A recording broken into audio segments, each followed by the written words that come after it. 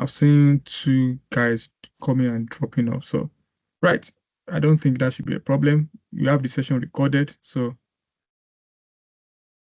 Oh yeah, if it's recorded, it's fine then. So it's fine. Just let me know when to start.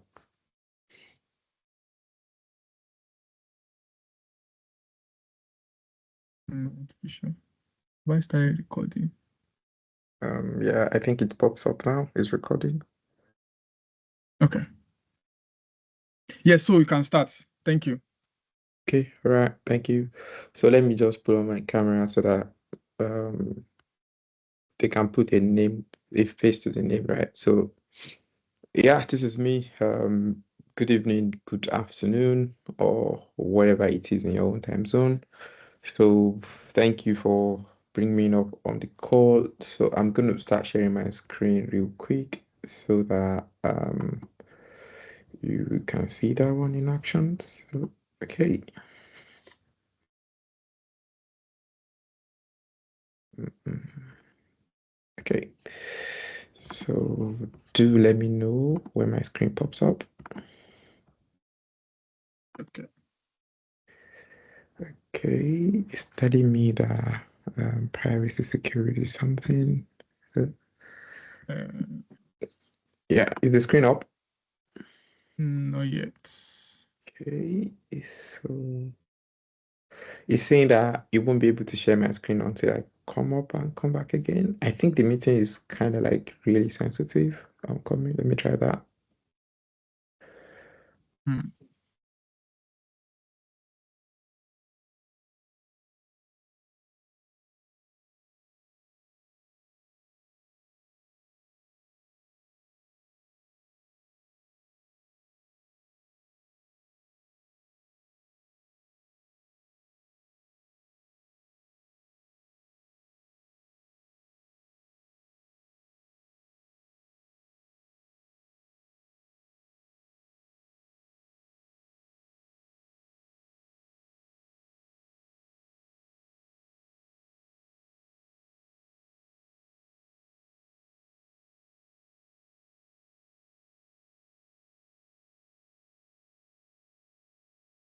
Okay. So let me try to reshare again. I should allow that. So let me know when the screen is up, right? Yes. Hmm. I see your screen. Okay, it's up now, right? Yes. Okay, thank you. So good afternoon once again, everyone. So let me just go straight to the presentation, right? So today we'll be talking about, let me just real quick pull up this camera for now. So today we'll be talking about real-time intelligence, schema evolution, and unstructured signal in Microsoft Fabric. And it's quite an interesting topic because is if you look around like most boot camps, most places, they don't really talk so much about real-time intelligence. Everybody just gets to like do the normal analytics. They don't like really talk about real-time intelligence. So most of the guys that you will see there doing real-time intelligence is probably at some point they have a pain point that needs to be addressed and they will have to self-learn, self-develop those things. So that's why it's not like a common conversation to talk about, right? So a quick one about me is I'm a data analytics engineer, and then I major in the finance industry now. So I work at a tier one bank here in Europe, and my philosophy there is just you just literally have to keep things basic, then know that data is an asset, all of those things together, they will really drive value for you. So those three things are key. Keep things simple. Try to understand that okay, data is an asset, and then you can use those combinations to drive meaningful value. So you can connect with me either on X or LinkedIn, anyhow you want to do that. So I always like to start the conversation around this topic is that the reason why we're all doing this is that we want to, in one way or the other, drive values or contribute to the value of our organizations where we work, where we are building, or where we are employed. So, and those values can come in forms of we are trying to increase sales, we are trying to reduce cost, you are trying to mitigate risk, or all sort of different ways that you can think of value addition.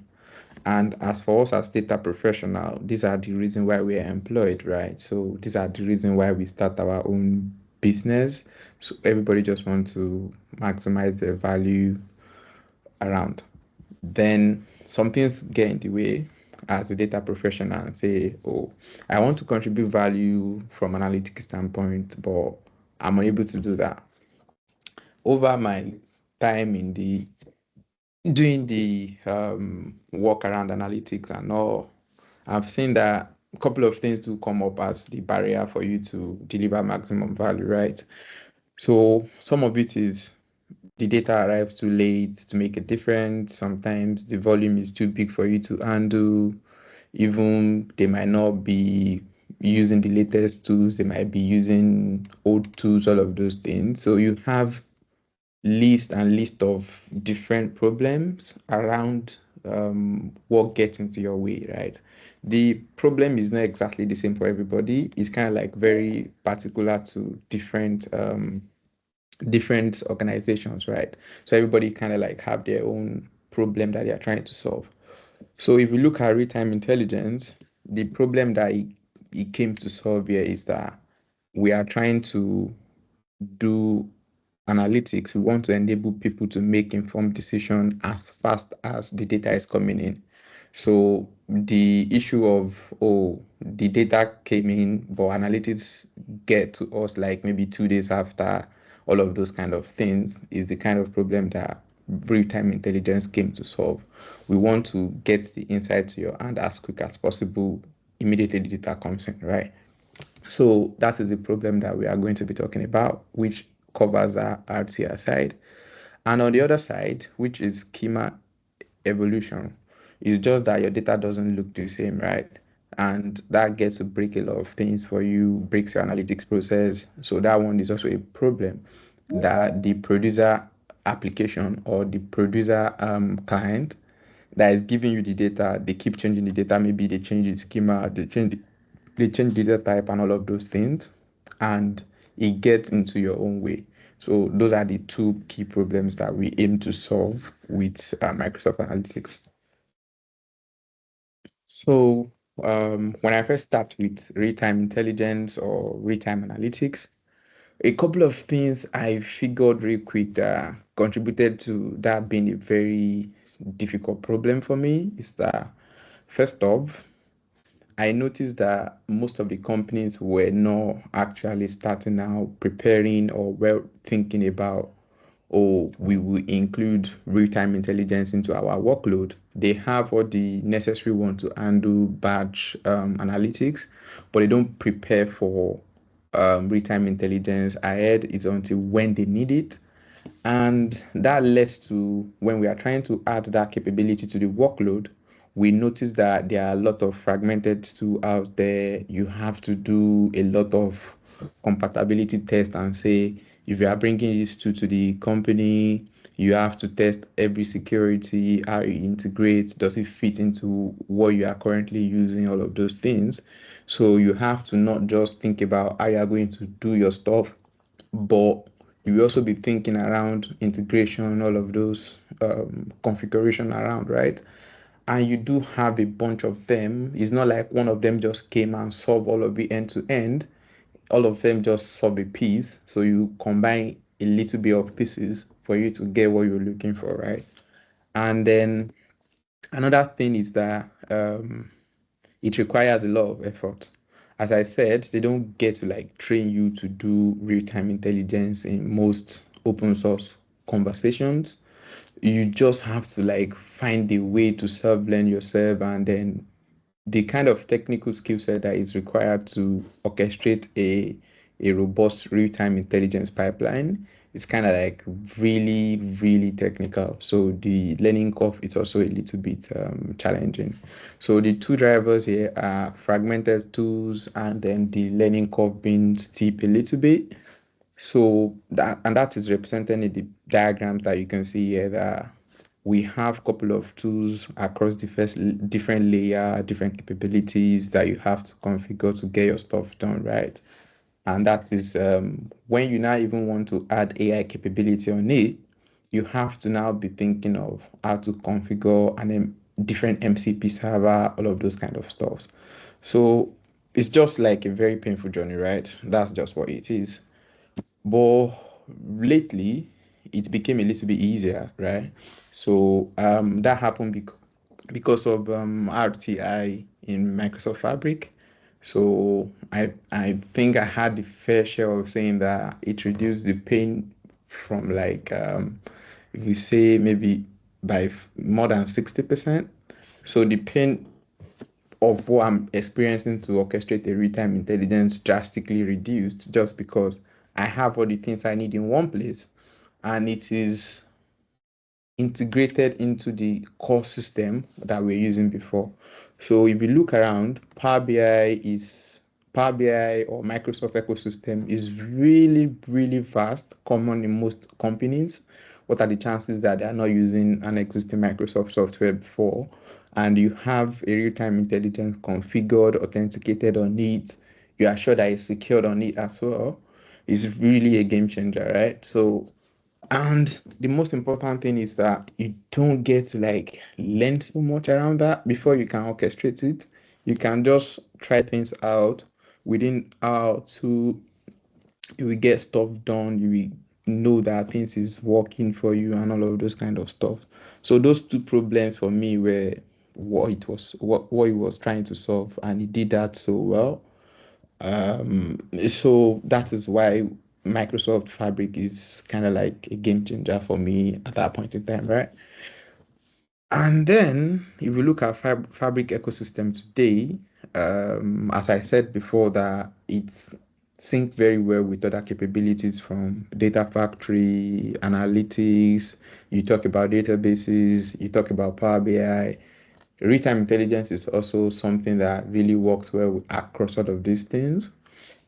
And it's also enjoying that capability that Microsoft Fabric is based on, or we have AI built in Copilot end to end across everything that you are doing. So once it's enabled in your organizations, you know that you have access to a Copilot that can get you to do stuff faster and very easily.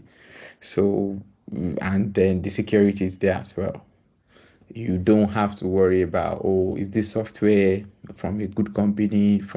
You don't have to worry about that, right? So it's like reducing the overhead by a lot and it allows you to do your work, which is build real-time intelligence stuff, not spending time to do all of those undercurrent work. And today, if you use Microsoft RTI is like real-time intelligence. So I will be saying a lot about RTI, right? So is that as of today, it has like a lot of integrate is like deeply integrated in a lot of tools that you can think of where your databases might be, where your data sources might be coming from. It really integrates a lot and then the list keep growing. So this is not all, but I picked like a couple of them, right? That I know that is quite common. So you can literally connect with almost anything right now that I can think of. And once you connect with that, you are trying to say you want to stream the data, you want to analyze it, you want to do modeling, you want to do visualization, or even do some sort of decision quickly or act quickly. It allows you to do all of those things end to end in one space. You don't have to go around, go all the way to another software or something to do everything that you want to do. It's one place that you are doing your stuff with little configurations, right? So I would say that it's trying to like solve the problem as much as possible, right? Now, if we look deeper into real-time intelligence estate, and we kind of like say what is there, what are our options? You can see streaming. On the streaming side, how do you stream data? You connect to a source and the data is going to flow through your stream, like real time and all of those. Then what do you need? You need a connector. You need to connect to a source. what you are building itself is event stream, and then you can do your schema set. Then you can analyze the data that is passing through your stream. You can set an alert on it as it's passing through the stream and all. So each of those streaming, analyze, model, visualization, decide and act, they have key entities that allows them to do the work. So which I would say that from a developer standpoint, if you want to really build um, a, a, a robust solution with that, you just need to master those undercurrent that is there, those small things, know how connector works, how stream, event stream works, event house work. So those are like the real place where you get to spend your work, right? And then you have maps to support your modeling, you have database to support your data set as like, okay, the data that you are streaming, you want it to go into a store that you can quickly do something on them. And as you are doing this, you can also now send it to like a non-real-time solution like Microsoft Fabric Lakehouse, Microsoft Warehouse, or you can send it to another databases that you feel like you want to work with. So you can kind of like be streaming some data set, be using it to make decision, and as well be writing that data set into a permanent storage location so that you can do that. And as you are even streaming the data up there, you can bring your existing data that is sitting down in your warehouse, in your database. You can connect it to the data set that is streaming currently and use it to make more informed decision or contextualize the data set itself. So it's kind of like allowing you to collapse your workload or split out your workload, right?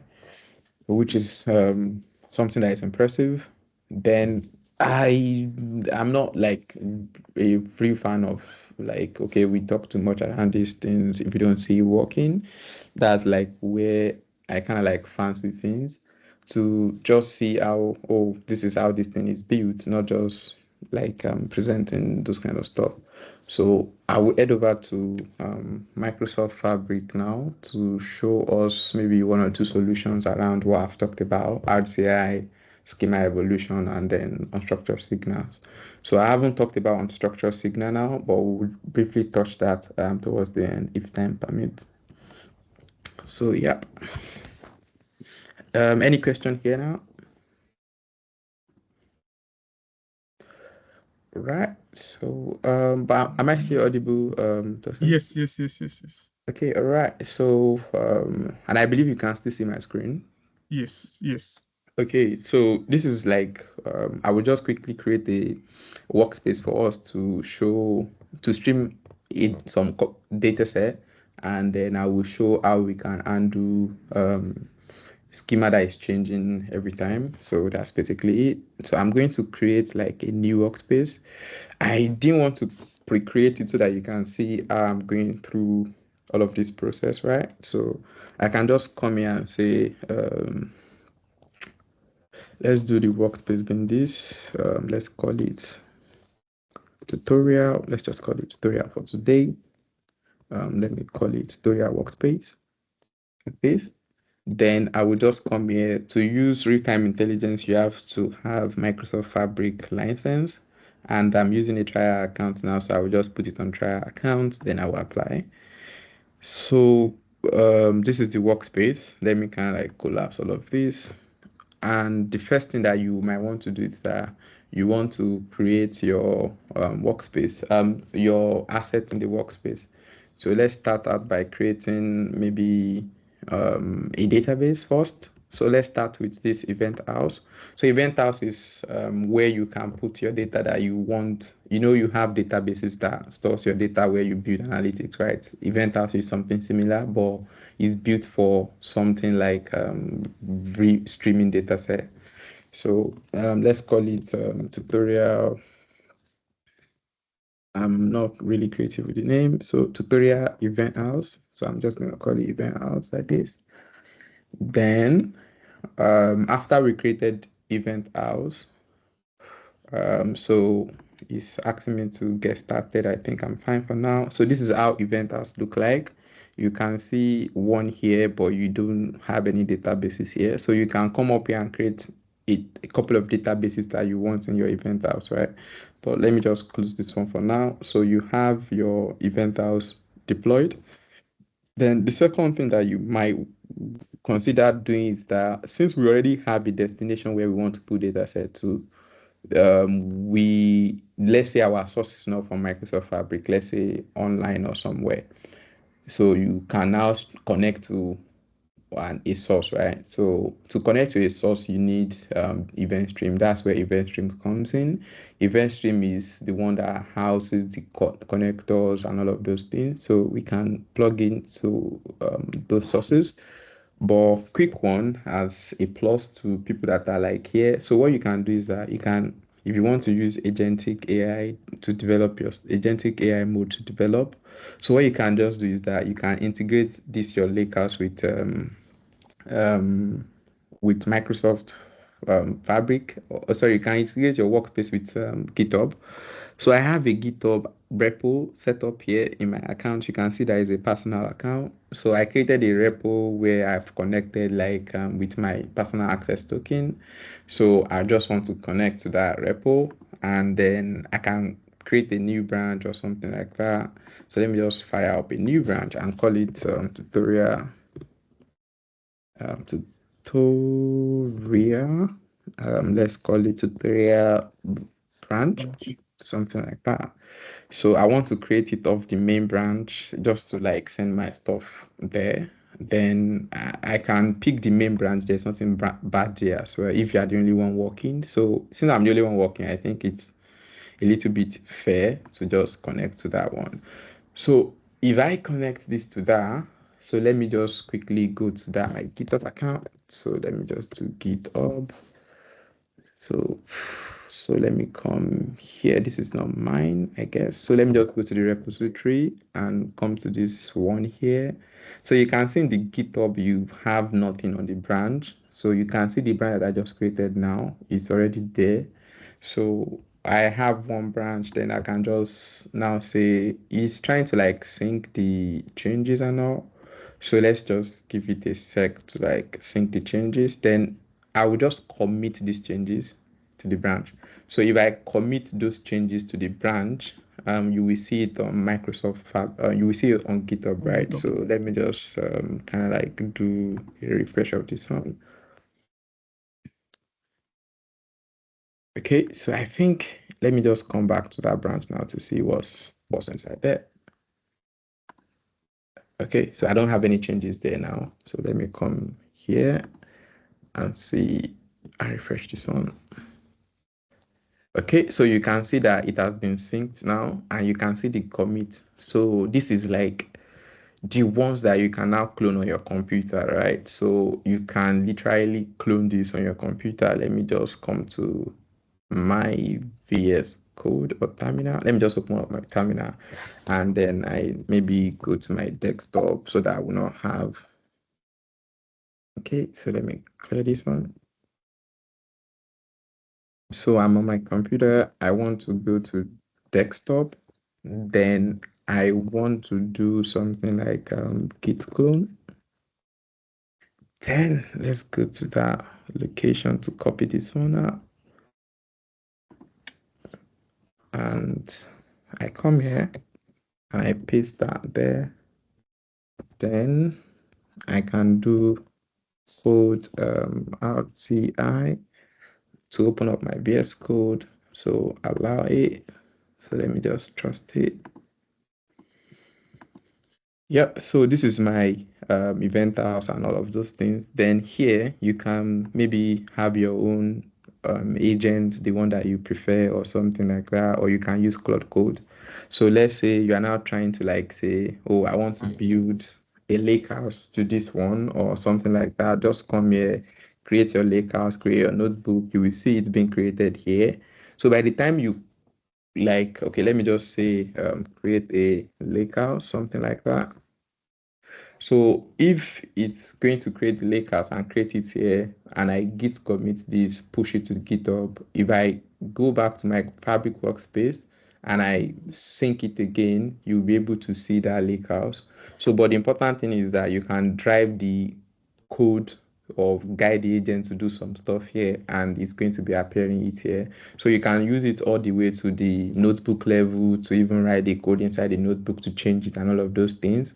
It's going to just follow it and do all your stuff that you want to do, right? So, which is quite interesting. And you can use all those Terraform to like say, okay, create a Terraform that we create this one and all of those things, and everything is there. But I don't want us to use agent to like do all of those things to miss the fun of doing it ourselves, right? So let me just head over there. But people that are interested in like using a AI agent to like drive their work, so that's how you can do it. Just connect it to a GitHub repo and clone it here, and then you will do all this stuff. And you can see how it's doing it. It's already trying to like create that, right? So let me go over there again. So in Microsoft Fabric, I can create a new item. So let me create event stream that I mentioned now. So, and I call it tutorial event. Oh, sorry. Okay, it's fine. I would have just added stream, Yeah. but it's fine. So this is the connector, right? So I can just plug it to a source that I want real quick. So let me say I want to connect it to a source. You can see connect to data sources, sample data, custom endpoint. I don't have any real-time data hosted somewhere that is free or open for me to connect to. So I can go with the sample data set, like the sample data that is out there. So if I go to sample data, and then I can try to like see, let me just do data source. So let me just do open real-time data set. So that's going to be the name of my source. So I have like a couple of them that is listed here in the sample data set. So I can either use this yellow taxi, stock market, bosses, and all of those things. I think they are quite like free for all to use. They are like real-time data set and all of those things. The one that I would have preferred would be the one that has maybe weather data. Those one coming like almost instantly, Yeah. Yeah. like real Stream. time like that. So I think it should be somewhere around let's use connect to data source. So let's do this one if I want to bring my own, but let's check this one should be. So yeah, I think these are like the options that we can work with, which is fine. So let's just pick the bicycle one and add it there. So immediately I added it, you can see it created a source, which is this guy. And then this is the source where we are plugging into. And then this is the event stream itself that is connecting to this. So this is the connector that is connected to this guy. So the data set is going to be stream using this guy, and then we can now do anything that we want to do here. So you can see like a bunch of data set that is coming from the source for now, and then now we can just say this data set that is coming now, as we can see it. So let me just look at it. It doesn't have something like time where the data set comes in. So I can just come here now and add something like and say I want to manage the field. So let me just go back again. So this place is where the event stream is going to like do anything that it wants to do and not like that. So I can plug in my another field there. So let me just plug in another field. So you can plug in a notebook that can do something, plug in an activator, plug in everything that I want to do. But for me now, I just want to transform the data set. So I can click on manage the field to maybe add or remove field. So I can now do something like this and say extracting fields or columns. I think most people call it columns. I prefer field somehow. So let's say I want to get some field out of the streaming data set that is coming, and I can add the field, and then so let me just get like imported from that one. I want the bike point, I want the I think the longitude and the latitude, then I want this one, or I can just get everything really, so which is fine. If I want to add one more, which is that daytime, so I can just come here and say um, let me just look for a date time one. So this is the timestamp, and I can say current stamp. So if I add it now, I have the current time there. Then I can select other field that I'm looking for, right? So let me just come down here and add those ones. Yep. So let me save that and added them. So you can see all the data, all the columns that I picked now, and then this one that I added myself. So you can do all those casts, convert all of those things to transform the columns like that. But I think we are good now, and I will just save. So in this place now, I have all the columns that I'm extracting with the additional one. Then I want to send it to a location. So let me just say I want to send it to an event house. So you can see that you can send it to this place and or even send it to another stream, right? So the important thing here is that you can process a couple of columns like this way. Let's say you need to process other things to another place. You can also branch out from here and do another place and stream it out to another place or send it to another place as well for other processing. So you can pick column, you can cherry pick the columns that you want. So that's like really cool there. Then I added a destination. So all the columns that are here will be sent to this place. So let's configure this one as well. The destination is this is just like the name of this guy, right? So I can just come here and call it destination event house, something like that. Then is in this tutorial workspace that we created just now. Then this is, if you don't have one, you can create one event house yourself here.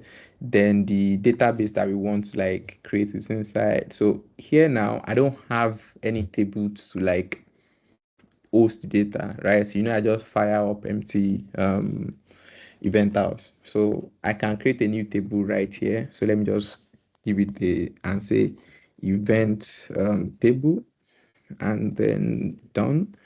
Sorry, I'm not so creative with the name. So if I save that now, the data set is going to be sent to that place at every point in time, right? Then you can now do stuff that you want to do. So once you are done configuring all of these things, you can see here, let's refresh this guy. So the stuff is not live now, so you can see it up here that is in edit mode. I'm just trying to see if it's working up to this point. So connect to this one, transform it here and send it here, very basic stuff. So once you are done, you can publish, but I would prefer for it to just show here because it reduces the time when you publish it for it to come up fully.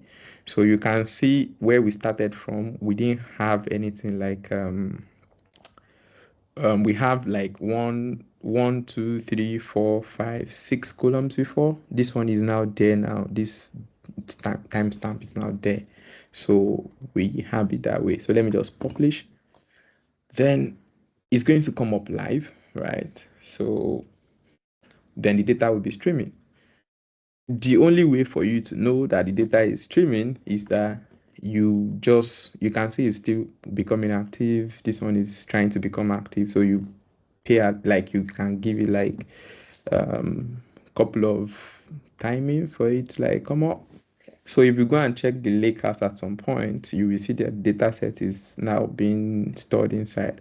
But I want to like, let's say, do something like an alert and say, okay, let's do something else. So let me call it and say alert and do alert sys. So let's just do alert sys and say, I don't want to do it on every event.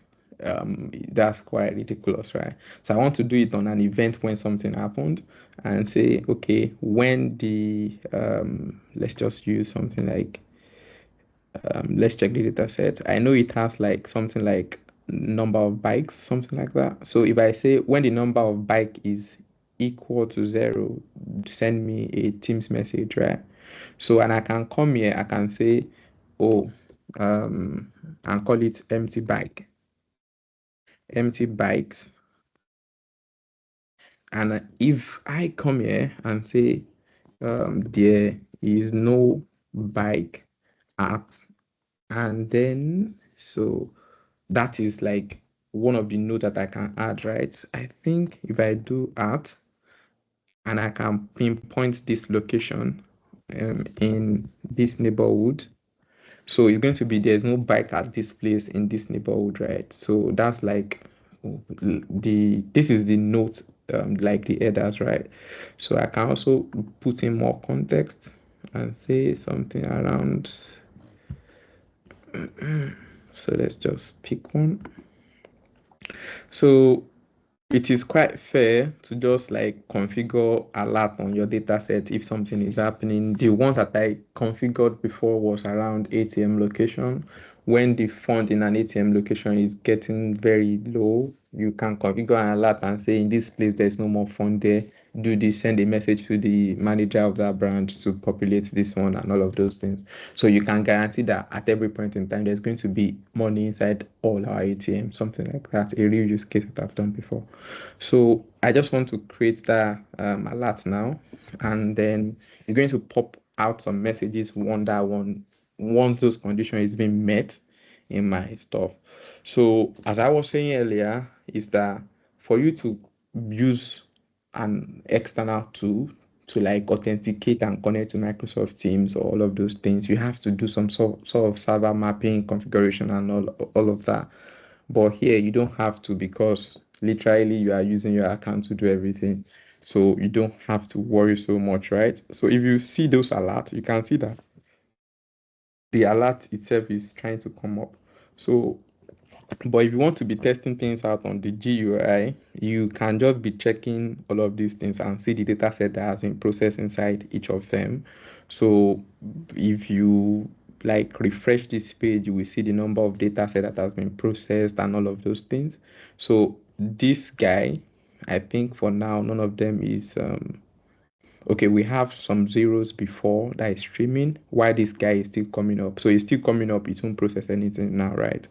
So let me try to see. I think my Teams is still open, so we can always get the notification popping up somewhere around here. So until it's up, the configuration won't come, the notification won't come in. But once the alert comes in, you can do all of those things. So you can give the alert like a real sensible names, not all of these figures, right? So yeah, that's pretty much it. If I want to check the data set that is in my event house and I refresh it, I will see all the data set that have been streamed inside it. And then we can now go to my workspace, go and check the event out itself and say, okay, you can see something is happening. Then if you click on the event house, this is the table that I created, right? You can see a couple of analytics already being displayed to you here. And then this is where things is really nice, that you can see the activities at a go without so much configuration. And you can use the entity diagram as well to like say, okay, this is where it's coming from. If I've done a lot of play around here, so I will also see all of those things here. It's always better to like see things out. And one thing that I want to bring your attention to is this schema violation stuff. So you can see that none of them is doing schema violation, yada yada yada, and all of those things. If because I didn't configure any schema configuration and all, so we don't have to worry about that now until I show us. But right now, we've set up the event stream, connect to a streaming data set, and we are streaming to a lakehouse. And we've already configured some couple of alerts there, right? So what if we want to use the data set to do analytics, to do all of those things? So there is this thing that you have called real-time dashboard. It's different from Microsoft Power BI. So this real-time dashboard kind of like undo real-time data set very well. So you can see it up here, this one, real-time dashboard. Now you can see all your columns here, and then you can query this database, do exploration and all of those things. So let's do kind of like a real quick one. So you see the syntax is not really friendly until like you get to know a couple of stuffs around KQL. So KQL is the language, but I can come here and do something like explain, then I can fire up the normal SQL. Sorry for calling it normal. So I can just do, the name of the table is event table, isn't it? So yeah, I can run this guy, put explain at the top of it. Then you can see the KQL equivalent down here, and I can copy that. So let me just copy this and then put it up here and do something like as simple as that. I'll just delete that one. So if I run this one now, it's the equivalent of select star from this one. So you can write complicated SQL that you've been doing before without stressing yourself around too much. So let me just do something like I think there should be something like if you see this bike ID now, you can do something like select I think let's do left if left is something possible, 1, 2, 3. So let's select the last three one. So let's do bike point. Let me do it like this. Bike point ID. Then I do 3 from event house. Sorry, event table. So and let me put explain on it. And I run it. So if I check this place, it's going to tell me this one. So let me only copy the one that I need and see how it looks like. So if I run this guy, you can see that, okay, so it's selecting the first 3 letters of that particular columns, right? And then that's pretty much it. Like to do some, I'm just trying to like do some sort of show that okay, you can write functions that you know before and then turn it to KQL real quick. You don't have to like be stressing yourself around. But let's go to the real-time intelligence, which is almost the endpoint. But before we do that, we can do something like, okay, the data is coming in real quick. We've set an alert for what we are looking for. We can also run something called anomaly detector. So if we open up an anomaly detector, it's also an item in Microsoft Fabric. So all of those things are something that you can create piece by piece, from one by one, before you create them inside here. But you can still do it as I am doing it now. So you can come here and say, okay, I want to monitor the empty docs. So I want to just do all my event doc in this let's say by street level. So it's doing like the select group by something like that. So that's what it's doing. So if I come here now and I say analyze, or let me just save first. So let's do save. So it should be able to like say, okay, I've saved the anomaly detector now. So I'm trying to analyze this guy and this one. So I can say analyze my data set. So what it's trying to do is that it's trying to understand all your data that you have there that is being streamed.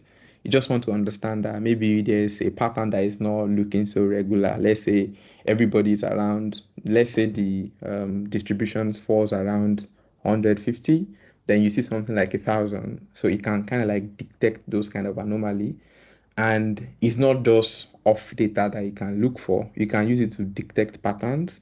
Let's say you don't know that a pattern obviously is happening. It can detect and say a pattern is emerging in your data set. So you don't have to really be so crazy about analytics before you can use it to drive value, which is quite nice. So it's going to run the model through, give you a couple of models or what you want to track, then you'll be able to use that to drive meaningful conversations among your with your stakeholders, and you can create a bunch of them. So it's that easy. So once this one is done, while it's still rolling, let me check my Microsoft Teams. So I think my team should be somewhere. Okay, so let me close this one. My chat is not showing me my chat, is it? I'm looking for a way where I can show this guy coming up.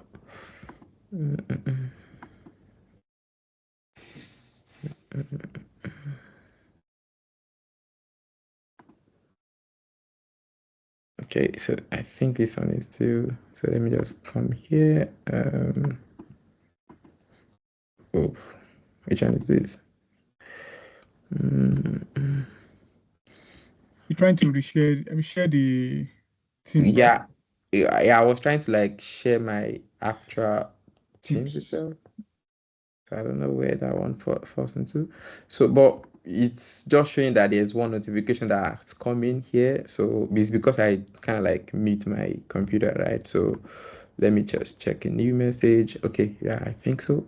So you can see here now I have a Fabric authenticator. So you can see the time it came in is around 6 o'clock. So this is 6:02. So too, yeah. So it came in and say there is not bike at this place in this location.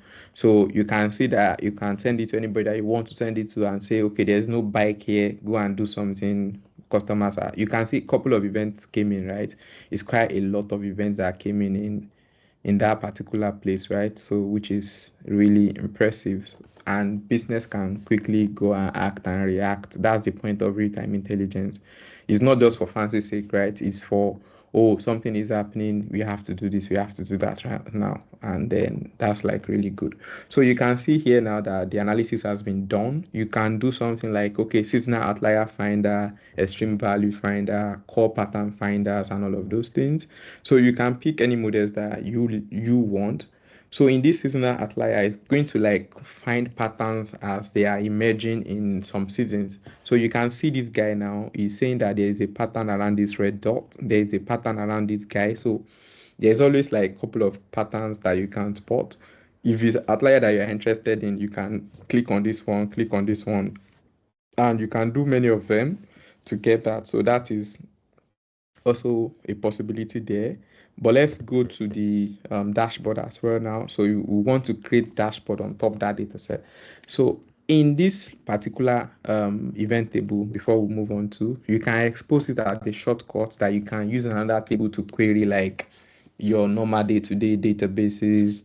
You can bring your data set from another place. You see get data up here to bring your lakehouse data to do all of those things. And you can also create another table of this table. So as you see, I was running those select query. You can write it and say create table that is like this and like that. And you can build in some sort of function as well. Maybe function like calculate the profit margin, calculate Yeah. this one. You can have your functions as well, and you can expose them as materialized views. So everything that you can do with your actual DB or warehouse, you can literally do it here as well. So that is also a very good use case. Let's disable this alert. It's going to like really mess up my stuff. So to disable the alert is just as simple as deactivating it here. And you can deactivate everything so it doesn't like really stress you so much for you to worry about. When you are ready, you just turn it off. So going to the real-time dashboard, this is how it looks like. Let's say this is just my data set coming in, being visualized for me as a table. Let's now say I'm interested in doing something else. Let's say I want to add a visual. It gives me a KQL stuff. So let's say I want to visualize. So you see Copilot here coming up by default. So Copilot, you can ask it to like say create a pie chart, do all of those things. It's going to do it here like easily for you without stress. So you quickly use that. But I am not doing it because I'm on a trial account. I don't have Copilot enabled on my trial account. So I can do something like select um, um, let's do select neighborhood, something like that. Neighborhood. And then I want to be seeing the name so that I will be able to like spell it correctly. Neighborhood. Sorry, don't mind my spelling. Mhm. Okay, so this is neighborhood. Then I can do something around count star and say, sorry, I just want to do count number of bikes, something like that, number of bikes, and say total bikes from event table. So if I, as usual, place the explain on it and run it, I should be able to get an equivalent. So let me come here, copy it, then paste it inside here. So if I run this, it's saying the neighborhood spelling is a little bit, is it? Okay, I think I'm good, right? So it's saying the expression, something, something, project operator, neighborhood. So is it spelled correctly? Okay. let me just get rid of that for now and say, let's just check this one first. I'm coming 1 minute. So this one should most likely run. So this one is saying that this is the total number of bikes, right? But I can just do something else if the neighborhood one is not coming up. So let me just do something like, is this okay? So let me just add points in that. So let me just do something like bike points ID, and then I also want to select the number of bikes, then neighborhood again. So let's do that neighborhood again. Neighbor, I'll be careful with the spellings this time around. From event table. So let's run that one. So this is the data set, right? So let's try to like do something like count on this now, since we already got guy correct. And run it and do something like group by. Let's grab it. I think that was there earlier. I didn't put like my group by on it. So this is the number of bikes by location, and I can call it and say as total bikes. Then let's say I now want to like show this guy as a this thing. Let me do order by total bikes. So let's do order by total bikes. Then I can limit. So let me do limit. This is I think T-SQL, so I have to do top instead of limit. So let me just do the top 5. So these are the top 5 location where we have bikes. Then if I want to visualize this on a graph, since I have my code now, I can just say add a visual. Then I can call it top bike top biked neighborhood, something like that. So I can describe it and do all of those things, and I can select how it comes. So I can do something like a bar chart. So it's saying me that, okay, let's do this guy. I want my y-axis to be the neighborhood. Then I want my x column to be this guy. So it's saying that it doesn't match the data type. So let me flip it around, I guess.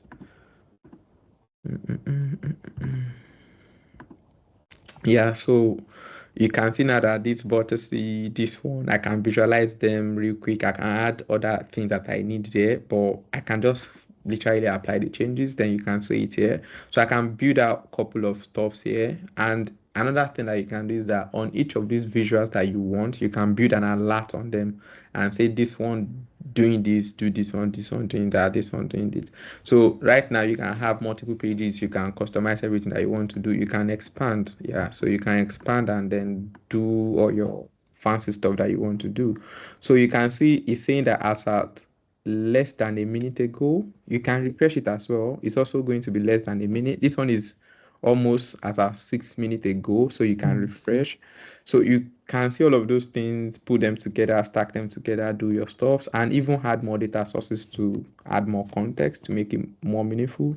So right now we've looked at event stream, event house, the tables inside the event house, the anomaly detector, the alert, the real-time dashboard. So that's like pretty much all the solutions that you are looking for in real-time intelligence, and you've done it from one place, right? So which is quite nice. Then the other one cannot be that, do you know that you can actually build out a map on this guy? Like you can literally build a map that is going to make it look like a real scene, and say, let's say as your bike is going around, you can really do all of those visual that shows the building, shows where they are, and all of those things. So all you just need is you just need the geo map data of that location, just put it on it, then you can see the maps coming out. So the map is an item itself that you can build. So if I come here and I say, I think it should be directly available here. So let me just save this one. I will later like delete those things.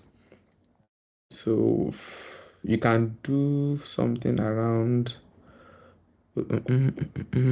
Okay, we can just create a map ourselves, right? So let me go to the workspace and then come here and say, oh yeah, I want to create a map. Then I think, so this is a map. You can just build out a map and say the data set you want to do this on A, you want to, not like the regular map, isn't it?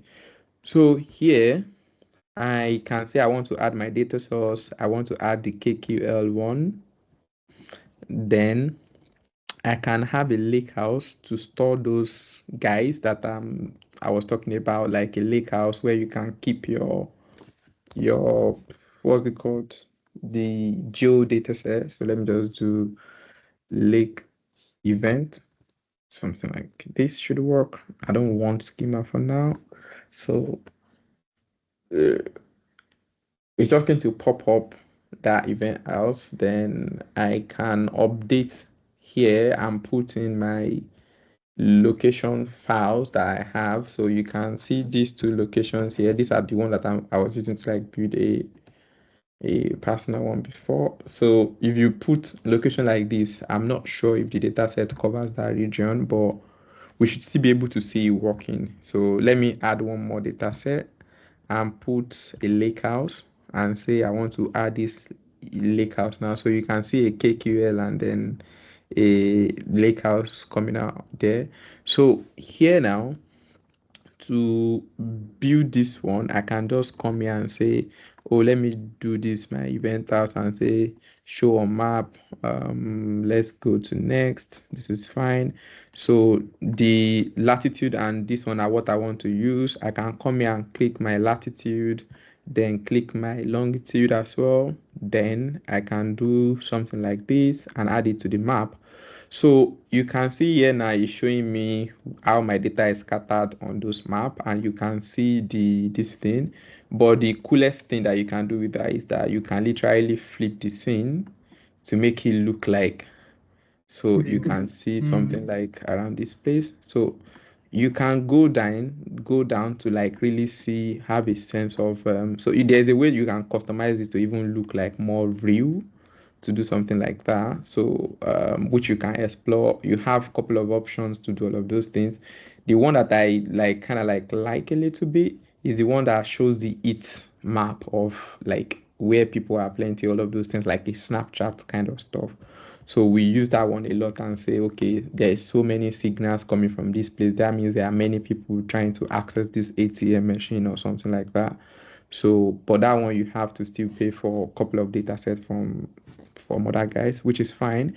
So, you see, this is just from the data set itself. But if I want to add like couple of let's say geolocation data now, so this is around London, I think. So if I had this London boroughs to the data set and say show on map, so what's going to do is that it's just going to map out that particular location for me. So you can see it now. This is all the London boroughs, everything mapped out.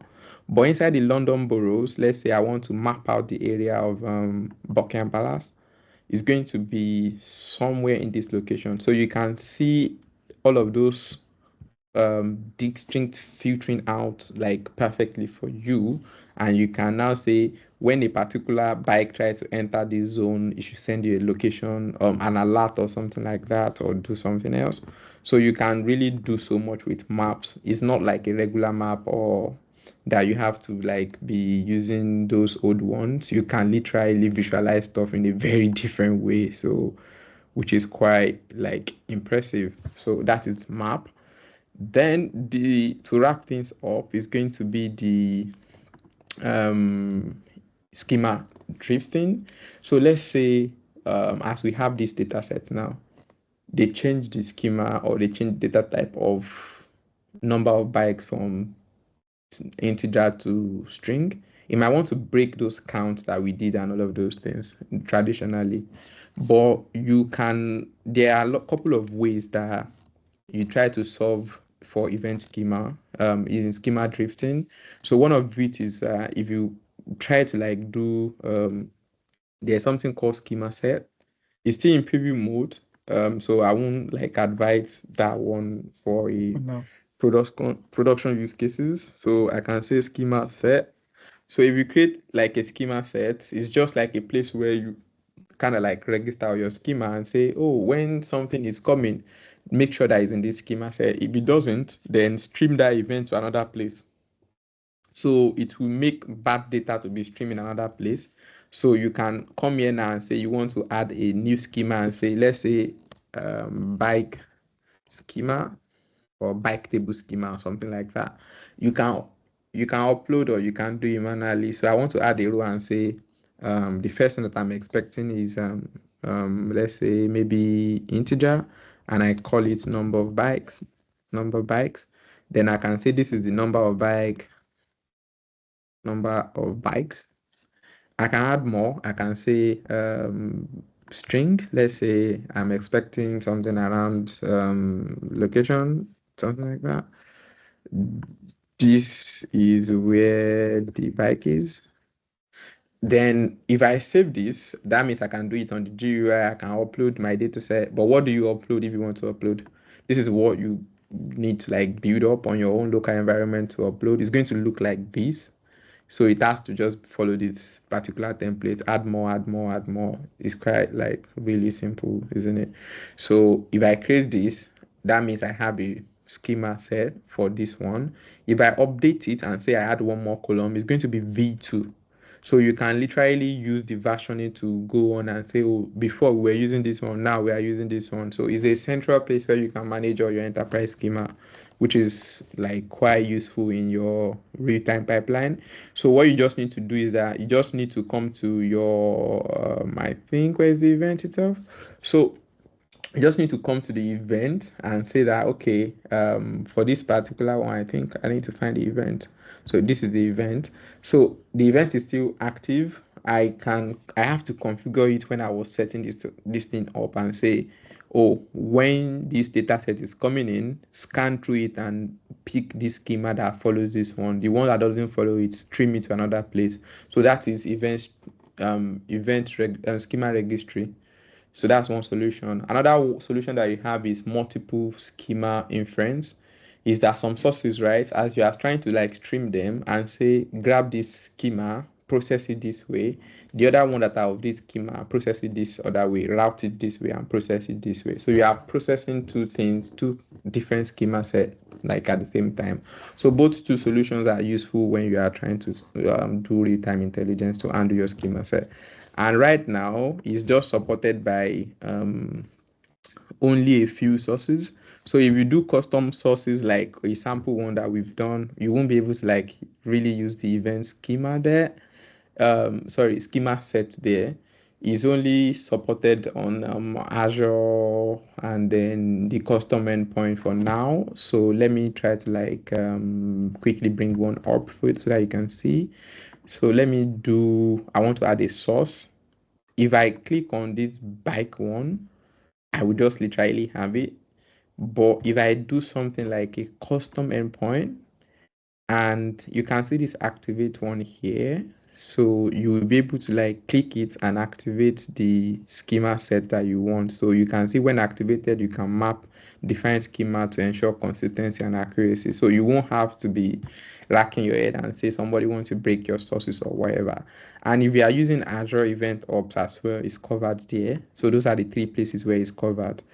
If you put in your Azure configuration here, you will see the schema binding. You just put the file and say, this is the file that I used to define what I'm expecting, then place it there. It will handle it very well. So by that way, if anything changes, it doesn't break your process, but you will get notified and say something is changing, but we are sending it to this place and you can better handle it. That is for real-time intelligence. And a couple of solutions are available for you when you are trying to do batch as well.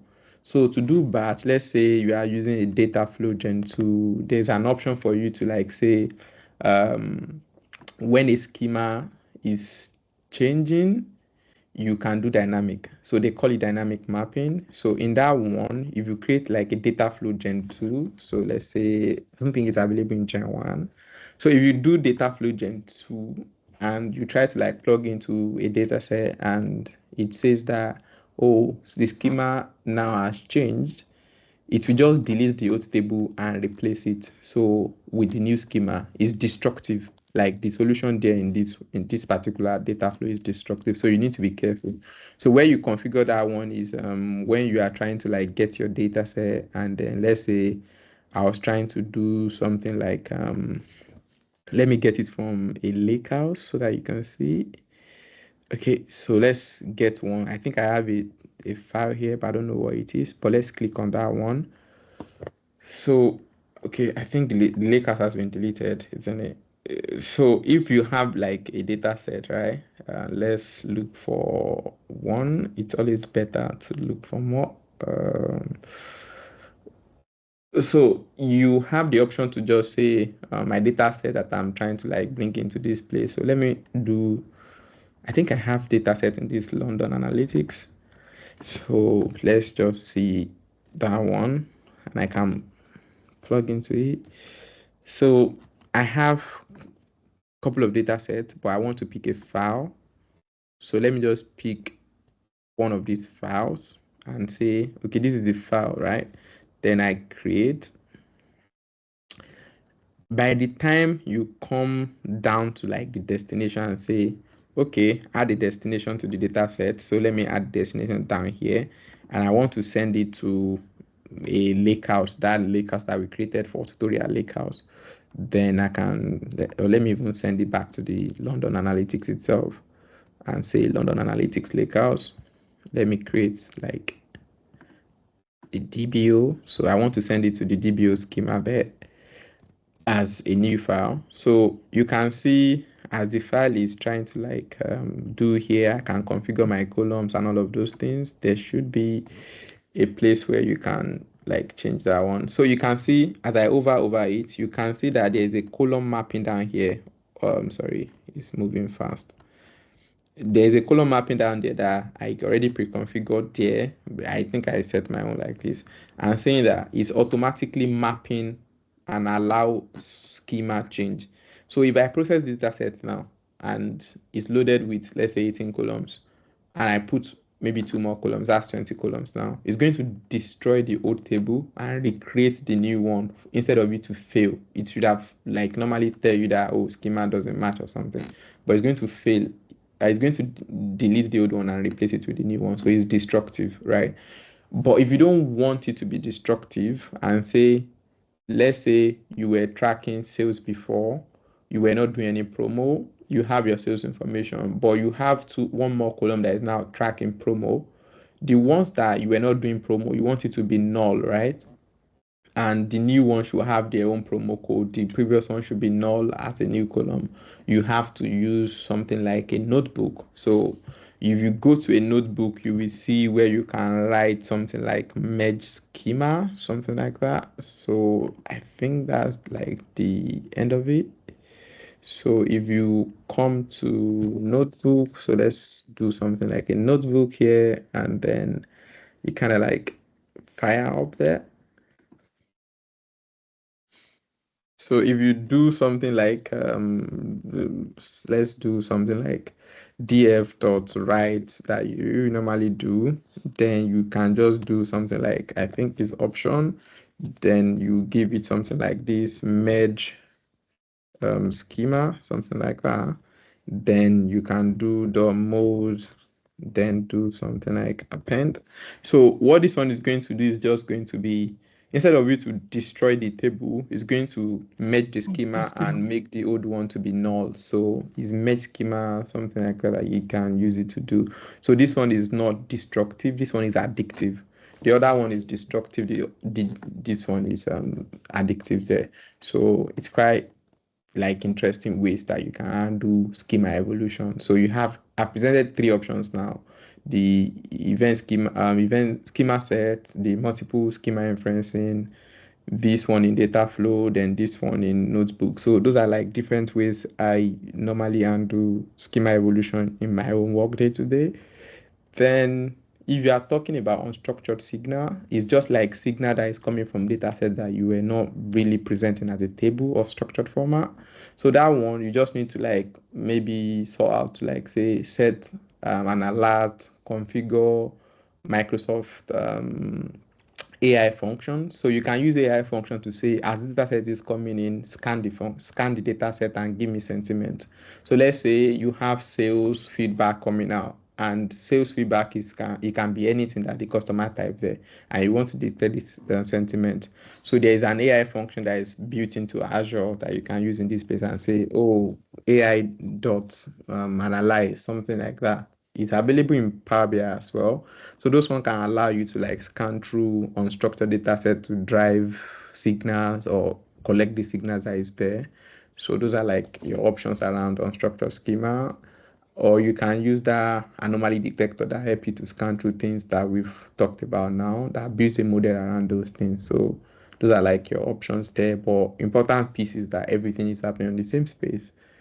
I know it's quite a lot that we've talked about, but I will just like give you a hint. If you want to develop something like this, find a use case first and say, okay, I want to do real-time intelligence that solve this one. Then you have Microsoft Fabric trial method. Try it, then walk through the solutions, and you finish doing that. So by the time you are done with that first solution, you can now say, oh, I want to do it in agentic AI mode. Then do your work in the agentic AI mode again. So I will not advise you to start with agentic AI mode and fall back. No, it doesn't work that way. By the time you perfect it in the UI, go back to the agentic AI mode to speed things up and move on with your work. So I would probably say this is a good time to be taking questions if there are any. Yeah, thank you so much. So we've had about 10 guys. Some people have been coming in, going out. So um, I have them listed here. Anyway, Okay. that's not the question. So the question is, one of the questions I have here is, I know you've talked about practically how to undo schema drift in streaming pipeline, Mm-hmm. basically without breaking downstream analytics. Okay. Yeah, I know you've also mentioned about how to at least we've touched. You didn't touch IoT, but we know that of course streaming data. Some of the sources are IoT devices anyway. So and you've mentioned how to basically get alerts on. So my question is, what are the biggest? How do you balance low latency real time processing with long time historical storage? Okay. Yeah. So that one is not like, at least from operational standpoint. Mm, So when I say operational standpoint, it means that it's not something that is not being catered for in terms mm, of technical capabilities. You can store data set as much as you want. You can hold on to it as much as you want. So let's say we are trying to collect when ATM money was running low at a particular location every 5 seconds, or let's say 5 minutes. Don't let us exaggerate. So let's say 5 minutes. So 5 minutes, 5 minutes, 5 minute data set is couple of data sets in one location in a day.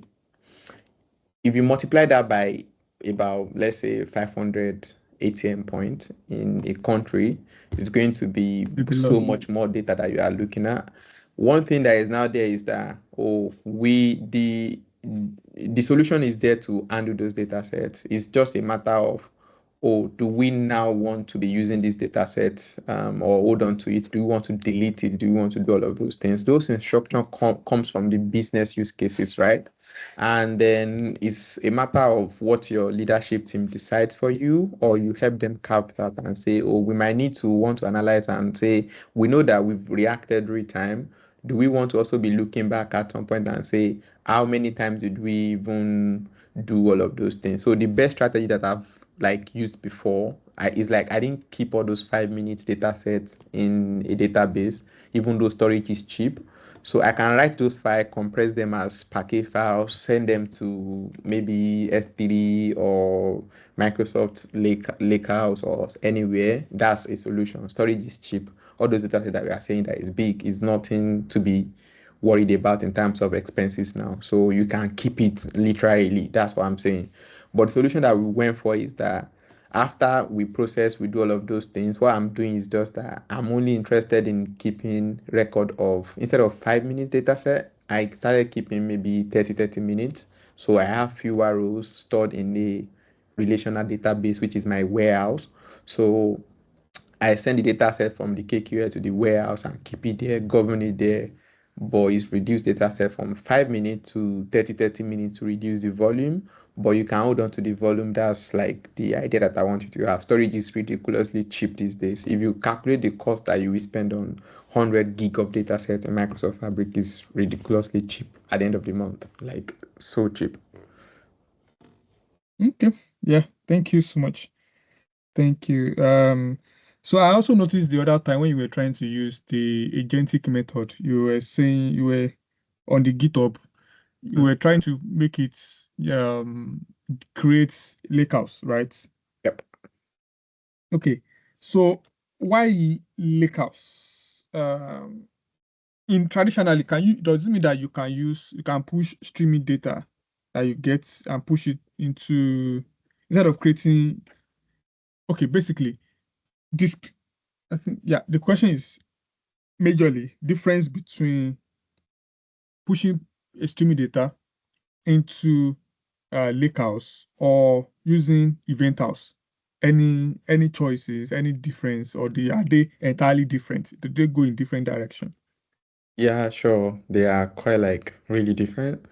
So the differences are always like, what is the intention of a lake house? So what is the intention of a warehouse? Mhm. What is the intention of event house? So the intention of lake house is just to support file system management. So Lakehouse is from the idea that there is a secure database, there is a file storage system that doesn't like they don't speak with themselves together before. So historically, we have SQL working on its own engine. Then we have files working in their own Azure Data Lake or Azure S3 bucket or Google Storage. So those files, they are not working together with the SQL file.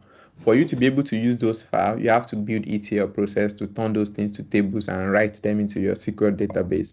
So Lakehouse came from the fact that, oh, we can pull in a CSV file, Parquet file inside the Lakehouse file sections, and we can run it together with the table. So that's the solution that it came to solve. Yeah. Combination of SQL tables and files together, you can work on them together as if they are the same thing. Yeah. Then if you look at Event House, Betas. Event House, so I think that one that I said now is Lake House. For if you look at Event House is extremely optimized for real-time data set. So for you to have data set come into Lakehouse and visualize it, you have to be refreshing it yourself manually, right? But in Event House, it's automatically going to be triggering its own refresh like real time, real quick, real quick. So it's kind of like optimized for event streaming data, like data that is coming in real time to be up to date. Like in Lakehouse, if I write a data, let's say I write some set of data sets using notebook and write it in a Lakehouse, I will definitely not be seeing it there. I'll have to go and refresh that data set Refresh. myself before I can see it. But Lakehouse, Event House is not like that. Event House is doing all of those capabilities itself. That's why it's like really fantastic for streaming data set because you need to be using that data as it's coming, and that's what Event House is for. That's why I pivoted to Event House when I was trying to do that. But if you want to now keep those data sets, let's say you want to do some sort of enterprise database, enterprise whatever, you can begin to use warehouse, like a warehouse solution that is in Fabric. So warehouse is just like the normal SQL that you have, like that is really, really fast. So those three solutions are kind of like different stuffs for different reasons. So yeah, that's why I went for Event House and not a Lake House. Okay. Yeah. Thank you so much. Thank you for the clarity. For clarifying that. That's super super. I don't know if I think at the moment. Okay. I don't know if any other person or last person. I don't know if he has any question. Um. So we know that how do you think talking about medallion architecture, right? Okay. How and how do we undo? uh, different data. I mean, pass through, get data, stream data through medallion architecture, and use it eventually for event. What do you think about event house? Sorry, streaming data and medallion architecture, basically. Yeah, so one of the things which people might like point God to me are for is that in all my experiences, while I've heard medallion architecture as the default standard that everybody that want to work with data always like yell at me or whatever, is that most of the cases they forget the kind of solution that the kind of problem that medallion architecture is trying to come and solve. It's not like by default we have to go for medallion architecture in any sense. So Exactly. the reason why we have medallion architecture is that, oh, data set is not structured in one place, then we want to keep it in another place to transform it and pre-aggregate it to this place. So for God's sake, a company that has their data in SQL databases that is really like having a maybe quality index of like 78%, how do you want to justify that cleaning in medallion for that kind of company? Yeah, So in yeah. my own case, I don't feel those kind of company need a medallion architecture, right? So that is one thing. Medallion architecture is not like, oh, everybody must do it. That's the first thing that I want to say. Then the second thing is that if your data is even so messy, coming from, let's say, my iWatch now, and I put in connector to connect it to Microsoft Fabric, and the data set is not looking really nice, and I want to clean it in as it's coming like that. So you can literally clean it and turn it to medallion architecture. So if I go to the workspace, let's say this is the place where the data is being stored, isn't it? So data set that we are processing in real time is being stored in this place, right? So what you can do is that you can write a function that we turn this thing into another table. So medallion architecture is just you are creating maybe three tables to Tables. serve Yeah, your purpose, right? yeah. So let me quickly bring up maybe one of my notes. I like have like couple of notes, right? So let me bring one note and say this one here. So let's do something around so let's use this one. Oh, let me grab something like this. Yeah, so let me grab this one. So you can see this is just creating a function called transform data, right? So if I go to my event house and I come here, go to the query set and I push this thing here and I run it, it's saying raw data is not there. I know that my data set is not raw data, it's actually event table, isn't it? So I can run this one now. So what it means is that it has created a function for me down here, right? Yeah. Then I want to use this function and say, let me use the function, say, let's say transform data function. So let me come here now. I put the transform data set here. So there's no transform data here already. I need to create a transform data. So let me kind of like go through that one and create a transform data. So I want to create this transform data. This is the one that I want to use to create it. So let's come here. It's because it's KQA, that's why it's looking a little bit boring to like see. So let's do something like this and run this one. It's saying transform data kind of table does not exist. So let me look for, I think it's this event house table that is supposed to be there instead of raw. So I can, it's not even there. So I think I need to just run a create table. So what I want to do is that I have my table there as an this thing. So let me run, I need to run the function first. I'm coming 1 minute.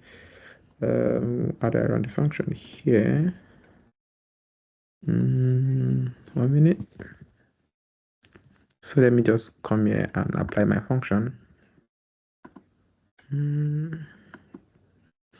Yep, so this is the function. So let me just run the function on this table. So 1 minute. Let's go back to the query and I want to run the function and call it transform data. Then I want to use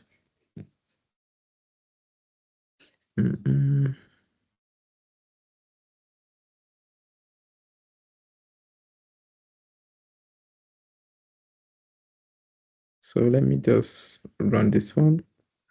So yeah, it's taking in invalid operators. So I think I have to put it this way. So yeah, let's do something like this. It's saying the function expects zero arguments. I think I created the wrong table inside, right? So let me look for the table, yada, yada, yada. So let me do it again. Let me copy it again. Mm-mm-mm.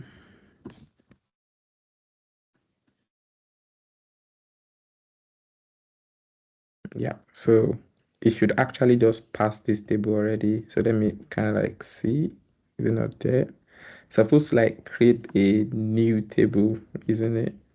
So yeah, but the idea here is just this. So I will kind of like check that one later on. So what he's trying to do here is that this data set that is here in this table, I am trying to like transform it and say, oh, create a new table out of this table. So you can see what it's doing is just it's trying From to yeah. get the number, like you can see that it's calculating a new column with the extend function. So it's saying that create a new column called bike to be filled and minus the number of the bikes from this one.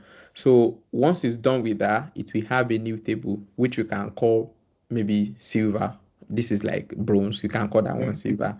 Then in the last query that I have there, you can see here now I say create a new table or materialize view, not a table, and then is like a good table where I get to summarize everything that I want to summarize there. So I have it from silver, bronze, silver, gold, which is also like the pattern of medallion architecture that you are saying, right? Yes. So you can also create that one here instant. So those like three steps that you've done, transform, do all of those things, you can let them run seamlessly as well. As the data is coming in, it will be processing all of them together simultaneously. So you have your medallion architecture on your small data set that is coming in as a stream data set. So you can do it on medallion level as well inside this place. It doesn't have to be you building pipeline for you to solve your medallion architecture problem. It's small data set. You don't need to build pipeline to do that. Your script can just do that one for you. Anytime a data set lands, it's going to process it and all. So you have your medallion architecture fixed. But I don't want you to have the mindset that, oh, is everything that requires a medallion architecture. Yeah. Thank you so much. Thank you so much. I sincerely appreciate. Thank you so much for answering those questions and for showing us. Yeah. Thank you so much. Uh, I will stop the recording so that it doesn't take.